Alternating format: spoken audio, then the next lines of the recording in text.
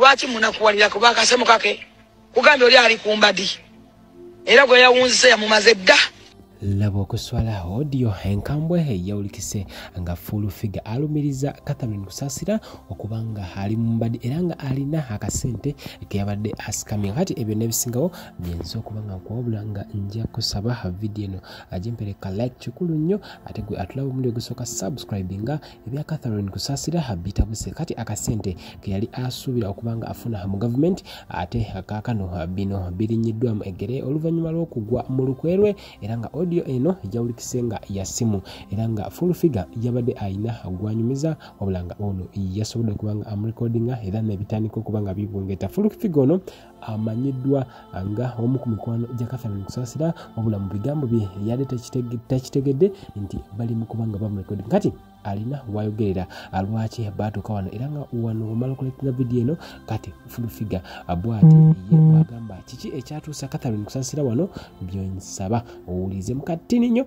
ate ngenda kuwa wali ewali ekinyusi akabadi yakalusa atya mukulembeze eki wamaanyi ki minister ki gwebadde agala okubanga akuba akasente obulanga olugwe baluguddemu era Kusasira wetogera ebibye si birungi naffe twali ku front line Museveni atuwa bife bisava oba tuwenga ku Senate tukanti omwezi ofuna milioni 5 basatu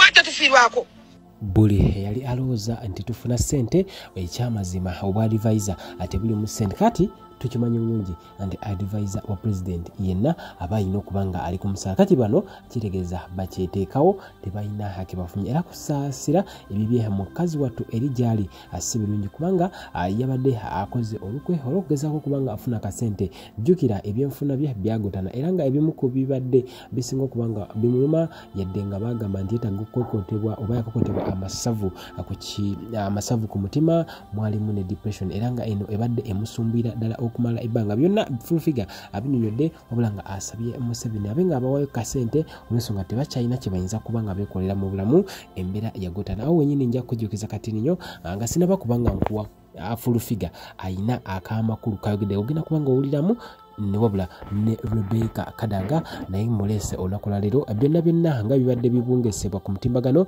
ono abisambaze era nga ayogedde lwaki kiki ddala ekimuluma byonna bikuletedde byonna bibadde bamwogerako tasulewo tasibewo nga yali ku mimwa gy'abantu Kadaga alabiddwako mu lujjudde lw'abantu wali mu kuwandiika bamemba ba NRM abapya era nga ono byonna ebigambo ebibungesebwa abisambaje agwo olowooza ki ku nsonga za Kadaga era agwe olowooza lwaki afaananye bwatyo nga bwafaananye agwe oyinza kubanga obitaputa otya kati atunyumizeeko awo ki oba yenkanawa Kusasira abantu ameka ku mugongo how many people abali ku kansabini basobola okulagira nakyusa just timing gwoseka ne Kusasoma kabere bebe kutasobola kuba lugogo nga grafu yagikubye tasobola aina damages gozotasobola kulaba gwe olw'okubeera ku front line twali ku front line twawayo bulamu kubanga tutalina mu ngosa kwekwe twafuuka balema banasajja batwala afiya bawayo bulamu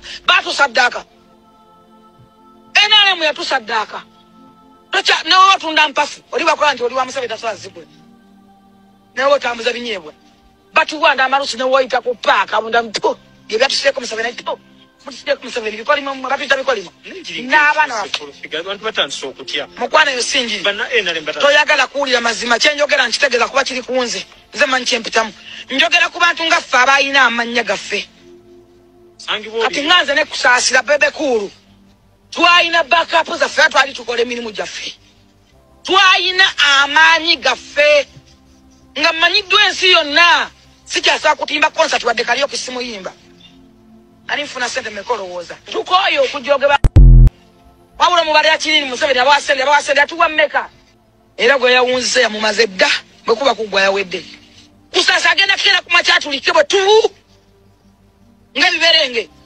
lwansonga nti Kusasira ayina paini ayina obulumi bw'ayitamu mwenna bwe mutamanyi mwenna mumanyi Catherine Kusasira yayimba ku mikolo Kusasira yayimba show esukka 5 oba 3 a week mumbule sozo olabeko Kusasira mbulira kazibeere embaga kwalayo Kusasira ng'ayimba abantu bamukyawa lwa Museveni ebizigo byafa Lwa Museveni. Tokyalina okola business nga nkola business awo tobala siba kungulako. Lwa Museveni. Kati asaana kuziika abantu wadde ogenda kumufulwa Museveni. Naye nga ababaka ba parliament batudde aba NRM. Government ya Museveni etudde temufuddeeko temuyambye wadde omubaakinga. Omanyi Kusasa alina abantu balagire babayiriza iddeibwe. Mumale mudeze. Bajadi baba. Chaimani embago de luiko senjira tufadi. Embago tujaba. Kwani wosobola. Kusoka hiyo. Mbalimu. Aye ndogera nabo. Nimu. Baliba itasama na bana. Mama nimu. Balimu. Mama nimu. Olimu. Nimu. Olima nenda. Ali sirisawo omuntu muleko omuntu ayogera. Mama dole kumulekemu. Ulibadeso.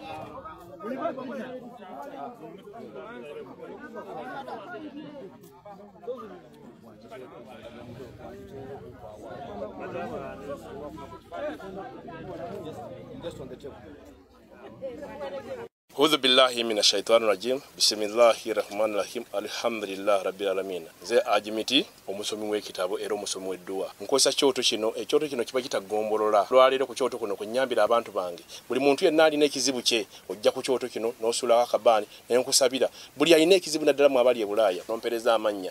Naye nga sula mu kyoto kino ne nkusembera edduwa ne nkujjako ebizibu ne biba bikusumbuye. Walemererwa mirimu ki ddala mu abali e Bulaaya, abali mu nsi muno mu Uganda, abalemeddwa okufuna visa. Nantegeeza eri abaana Adamu enkozesa nkofu ku kyoto kuno. Namala okusindika enkofu eyo negenda ebanja amabanja ge bakubanjiza gonna. Gwe yalema okufuna okuweebwa ajimiti nkozesa amazzi kunnyanja kuno kumulengera ku mazzi wano ajimiti nga bwenyimidde olwaleero ngokumasira abaana Adamu. Bompereza ebiwandiiko byonna bye bompereza ng'oli e Bulaaya mbikwata ne mbizinga ne mwandika kapapula ne mbisula mu nnyanja ne nsaba Allah gwe nsinza asumulule ebyo bye babikulemeredde awa visa agifuna alemedde ofuna omusajja omulungi amufuna sangeba ku namba 0752871515.